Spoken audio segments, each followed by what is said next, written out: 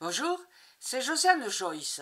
Alors, je vais vous parler d'explication des rêves, bien sûr, et je vous indique que ce n'est pas par hasard, et si je vous fais ça, c'est parce que j'ai travaillé quand même pour une émission de télévision sur Antenne 2. Bon, c'était en 85, il me semble, ça fait un peu loin, mais bon, voilà, j'ai eu une émission d'explication des rêves, d'accord? Et je vais continuer sur l'eau, parce que comme je vous l'ai déjà indiqué, l'eau est un symbole très important dans la psyché humaine, et d'ailleurs pour tous les êtres humains et pour la planète. Alors, mettons que vous êtes dans le brouillard. Eh bien, voilà, vous marchez dans le brouillard et vous n'y voyez pas goutte. C'est le cas de le dire. Goutte d'eau, il y en a un maximum dans le brouillard, puisque le brouillard est constitué de gouttes d'eau. Et bien alors, ça c'est embêtant parce que, voilà, vous n'arrivez pas à apprécier les choses de la journée. Vous êtes dans le brouillard, vous vous trompez, les formes que vous voyez sont imprécises et donc ça signifie que vous ne donnez pas vous ne trouvez pas les bonnes indications sur ce que vous voyez. Et votre subconscient vous informe que c'est pas clair et c'est pas net, vous en doutez. Et donc il faut changer, hein, il faut changer de perspective. Pour la situation, elle est très encombrée. La situation au moment où vous rêvez, je vous ai déjà expliqué que chacun doit expliquer son rêve au moment où il le fait.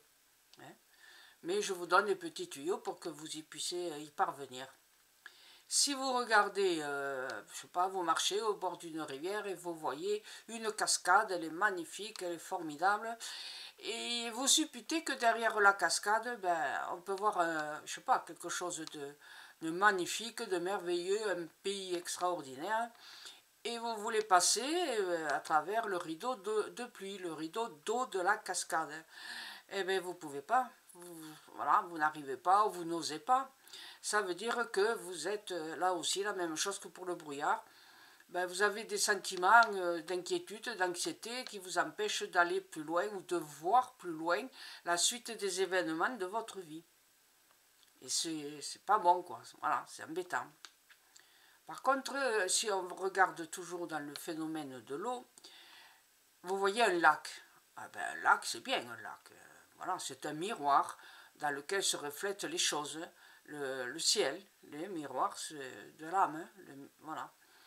Et puis n'oubliez pas la dame du lac. Qui était la dame du lac? C'était la gardienne de l'épée d'Excalibur. En ce moment, au Puy du Fou, il la recherche. Enfin, c'est un concours, hein, c'est un jeu, donc ils l'ont pas perdu, mais bon. Donc, c'est un trésor, hein, voilà. Excalibur, c'est un trésor qu'il faudra chercher. Alors, soit vous passez juste devant le lac et puis vous ne cherchez pas l'épée, soit vous cherchez à regarder dans l'eau parce qu'elle est claire. Un lac, c'est toujours de l'eau claire en principe. Si c'est de l'eau sale, voilà, attention, on n'y voit rien, hein, vous le savez.